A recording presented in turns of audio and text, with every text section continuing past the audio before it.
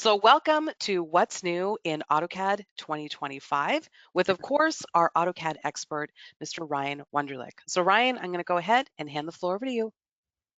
All right, good morning, everyone. Today we're going to cover what's new in AutoCAD 2025. So here's today's agenda. The first thing that we're going to cover is the new features or major enhancements. So there's been some activity insights improvements, and those are kind of important. We've also got the import and sync markup directly from Autodesk Docs, and I will show you that. Some hatch improvements. We now have the ability to hatch a little differently that we've done. It still has the same basic hatch engine, but we now have some additional options for hatching. We have a smart blocks convert, and then we have an object detection tech preview. So basically, when we start talking about that, it is still a work in progress. It's a technology preview. It is not a fully fledged enhancement that is currently working 100%, and I'll explain why and show you. Then we're going to talk about Esri Maps as far as when you do geographic location or when you've geolocated your drawing, you now have additional options to directly pull from Esri as opposed to Bing. Some other enhancements, we've got some 2D graphics, we have some font display improvements, a new diagnosis tab inside the graphics engine. For 3D graphics, the wireframe change, that's now using the newer technology that we've been seeing over the last couple of versions. There's a file open performance change to make things better, and a couple of changed file formats, particularly action macros and data extraction. So with that, we'll just jump right into this. So the activity insights. So this was first introduced in AutoCAD 24. The activity insights now logs more type of activities and provides more detailed information in the new activity properties panel. The DWG history has now been merged into activity insights. So when a file is on a supported cloud storage provider such as Autodesk Docs, Google Drive, OneDrive, Box, Dropbox is saved, a new file version appears as a version activity in the activity insights palette. You can click compare with the version activity to view the differences between the current and the previous version. If it's enabled, you can also view the drawings activities without having to opening the file. So from the Start tab, you can click Recent, select your drawing, and then click the vertical ellipsis and select View Activity Insights to see that drawing's activities in the docked palette. So new system variables, right? Activity Insights support enables or disables the Activity Insights feature. So it's an initial setting of 3 or 1. AutoCAD LT only supports the value of 1, and this variable is additive. So 3, which is the default, is both 1 and 2 added together. So this is something we've been complaining about since 2024, which is how do we turn off activities insights? Now we can actually disable that. And then depreciated commands, DWG history is no longer needed. It's now included in the activity insights open command. Drawing history close as activity insights close. And depreciated system variables, the DWG history states no longer needed. It's now part of the activity insight state. So with that, let's get into a demonstration. So we're going to come right over here to AutoCAD.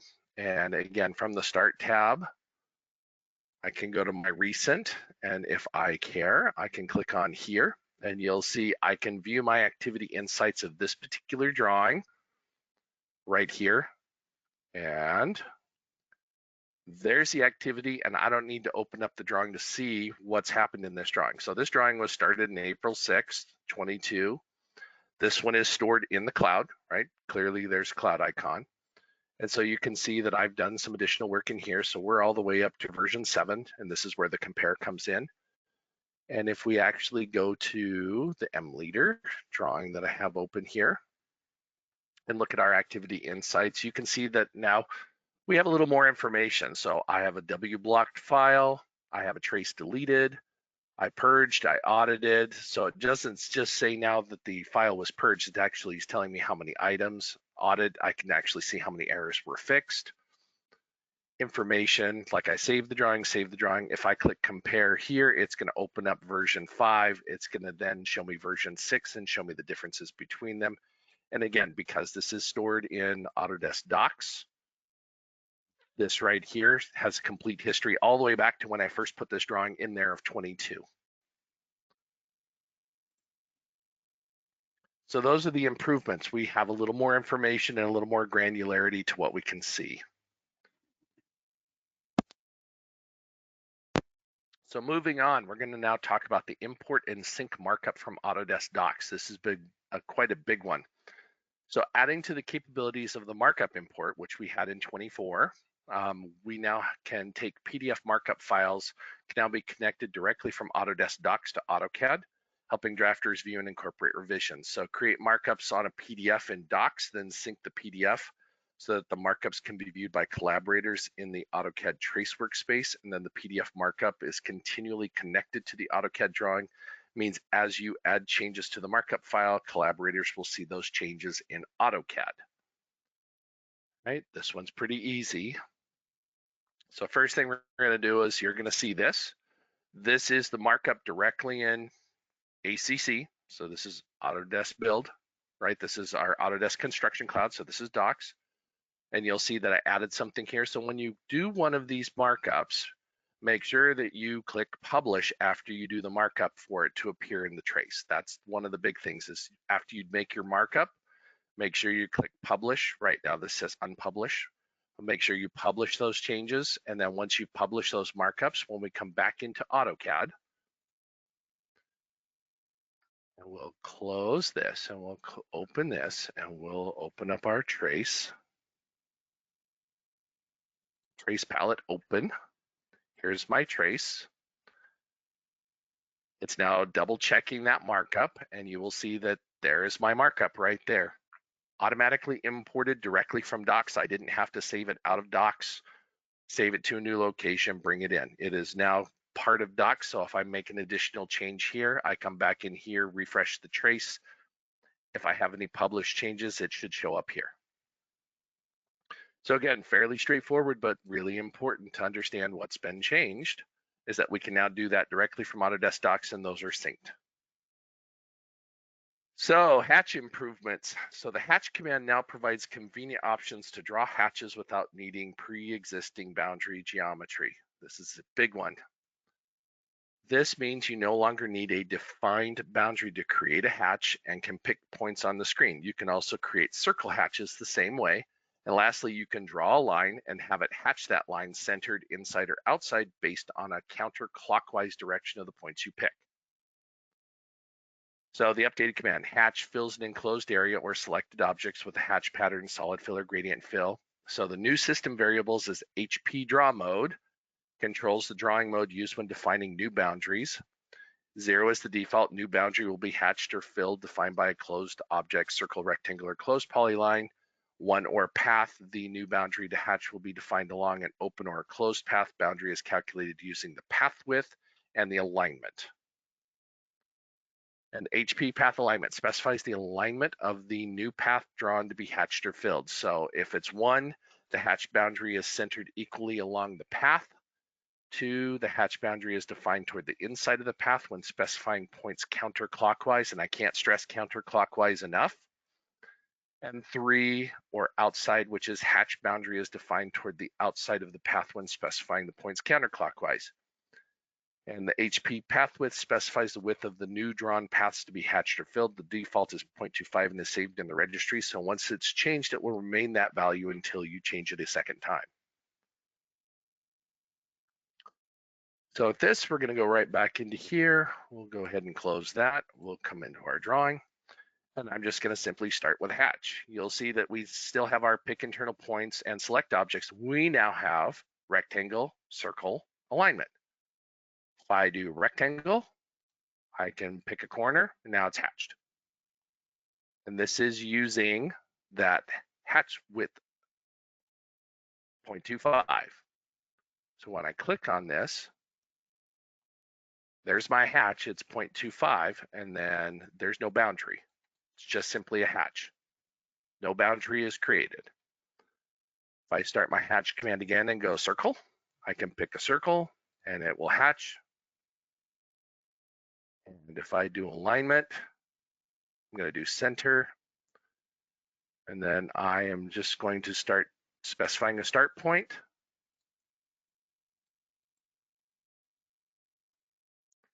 And I can do a polygon. Now, the other thing I can do is if I set this to, I believe that's what I wanted to show for that. There's another, what is it, width, right? So we go hatch, width, we'll make it 1. And you'll see that there's a phantom line in there that shows me where it is. So the width is 1, so it's a half on each side of where I'm picking. And it will just simply close like that. So this is kind of cool. And I think, which system variable did I want to go back to? So if I remember right, I'm on HP draw mode. And I'm currently set to path or area. So these are all based on path. So let's change this to area. And when I start the hatch, you'll see that it just fills in a solid hatch based on picks on the screen. So it's important to know that that HP draw mode, whether it's area or hatch, is there. The other thing to be very careful of is when you do this here, and if I try and come up here, it's not going to let me do that because it can't create a self-intersecting hatch. So you have to be very conscious of where you're going with this. But that is the new features of Hatch. I'm actually quite excited about this one. I used to do a lot of hatching, so this one kind of made me real happy that this is what we've got now. It would make my life a lot easier with some of the previous jobs I had.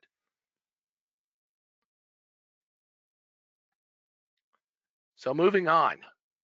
Hold on just a second. My apologies. So smart blocks convert. So AutoCAD 2025 offers more smart block solutions to streamline your design process. In this release, you can easily convert multiple instances of selected geometry into blocks. When you select geometry for conversion, AutoCAD finds and highlights all the instances of the same geometry. You can then choose to convert the selected geometry and the found instances into a block. When converting to an existing block, will have several options. You can pick a block from the current drawing, a recently used block, or similar blocks in your block library identified by the machine learning logarithm. So new commands, bconvert opens the convert dialog box and converts selected geometry and identical instances into blocks, and -bconvert does it at the command prompt. There's some new system variables. Block exclude color sets the color highlighting for identified instances that should not be converted into blocks. Block include color sets the color highlighting for identified instances that can, and block target color selects the color highlighting for the specified instance from which the new block definition is created. And then we'll do a demonstration here. And Corey, we'll get to your question. Hang on. We'll do that at the end. So I have here, this is a block. This is not, these are all blocks. Oh, I converted those. So this is no longer a block. This is a block. So we'd go block convert and select the object. So in my case, I'm just going to select the tables and the monitors above. And it's going to say, all right, it can convert all 3 of these into an individual block. Or what I typically would do in this case is I would grab just the purple geometry for just the table.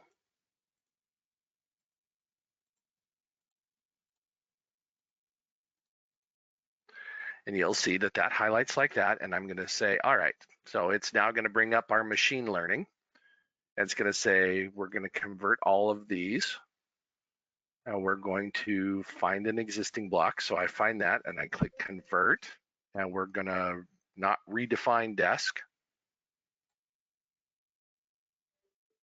And accept placement. So we need to scale this down, obviously. And we'll scale with the reference from here to here. We'll go points from here to here. And then we're going to move this from here to here. And let's scale this again. We'll just get it close. And then we hit enter for accept. And that should have, oh, that did not work the way I expected. Because it should have replaced all three of these.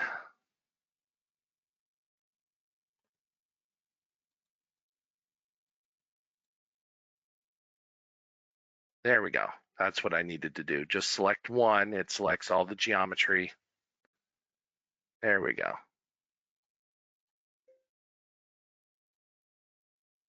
And we accept that. And now all of these should be blocks now.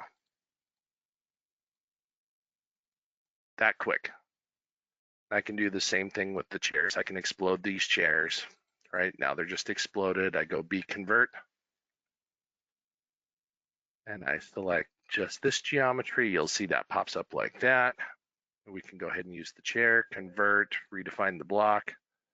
Now I do need to rotate this.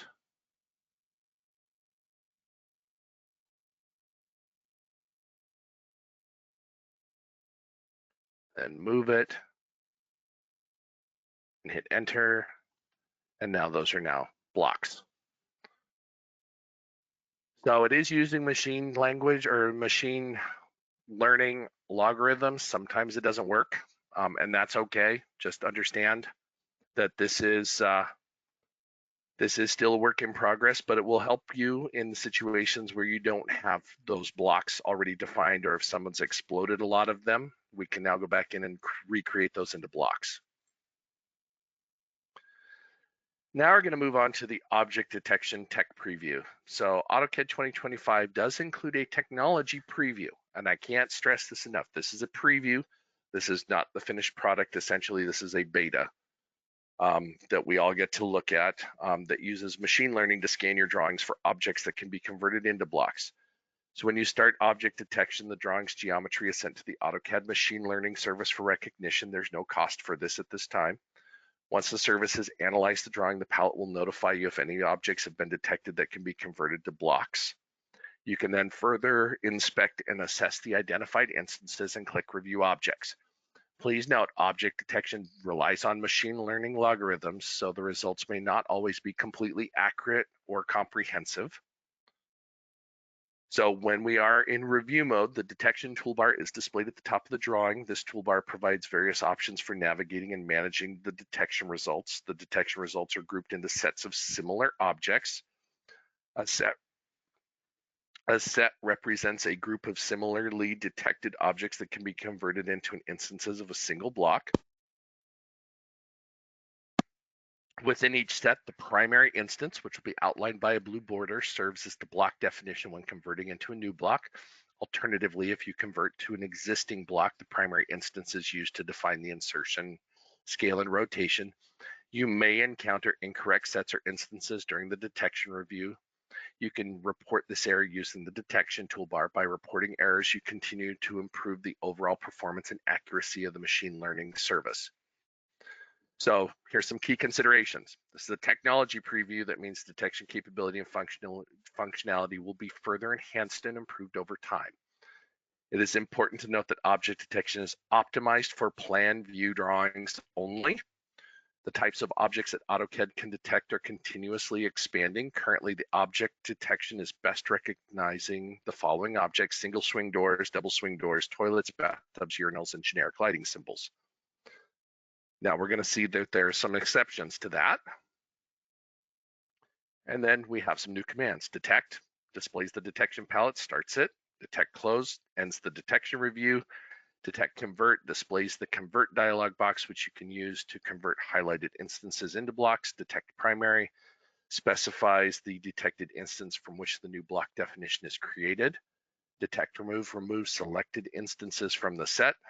Detect review next displays the next set of detected objects. Detect preview or detect review previous displays the previous set of detected objects.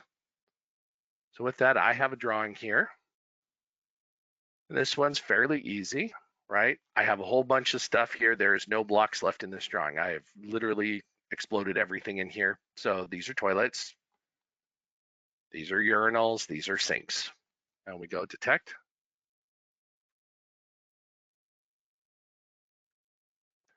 And now it's sending this information to Autodesk and it's trying to run the tech preview. And again, it will tell you it's a tech preview. And what it's doing right now is it's sending this information up to the Autodesk cloud and it's going to come back with some information.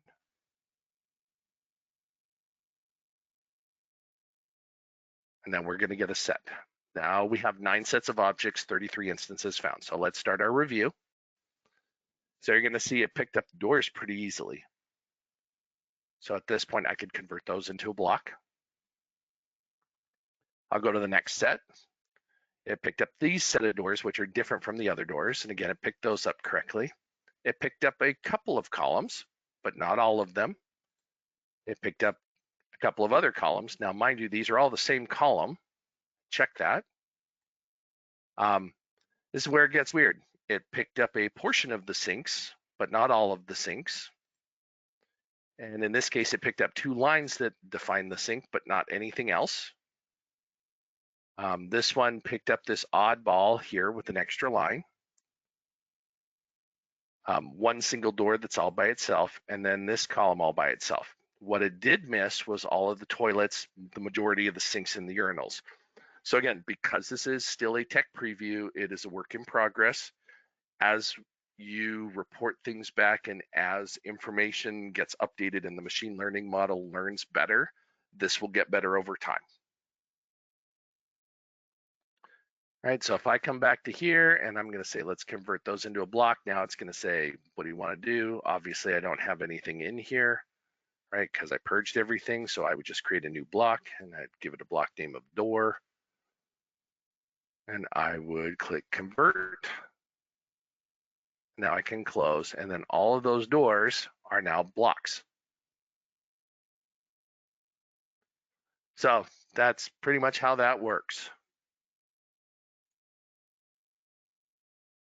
So Esri Maps. There are 5 new Esri Maps available to assign geographic location information to drawings. You now have 5 additional types to assign the geographic location information. So when setting geographic location, you can now select map and get the following Esri base map style. So you have Esri Open Street, Esri Imagery, Esri Streets, Esri Light Gray, Esri Dark Gray.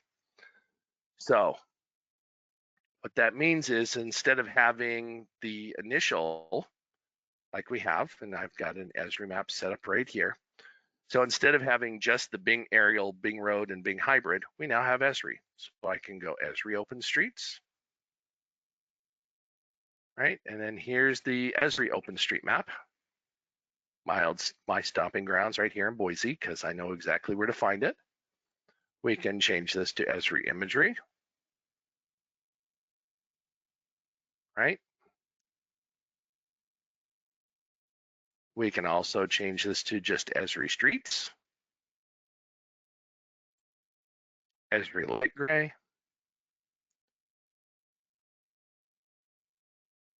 Esri Dark Gray. Again, these are going to be based on your needs or what you need, and then we can still have our traditional Bing Aerial, Road, and Hybrids.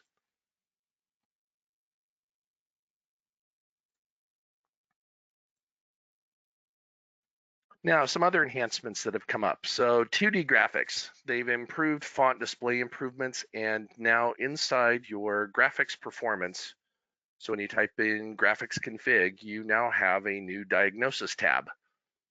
So this is specifically designed to diagnose common graphics cards issues. So if you click on that, you will see if something is turned on or off, if you're missing something, things like that.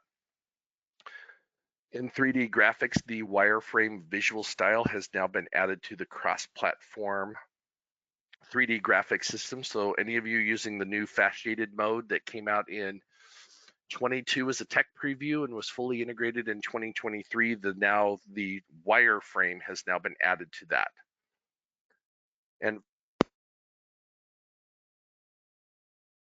And file open performance, there have been some improvements made to reduce the amount of time it takes to open a standard 2D drawing file.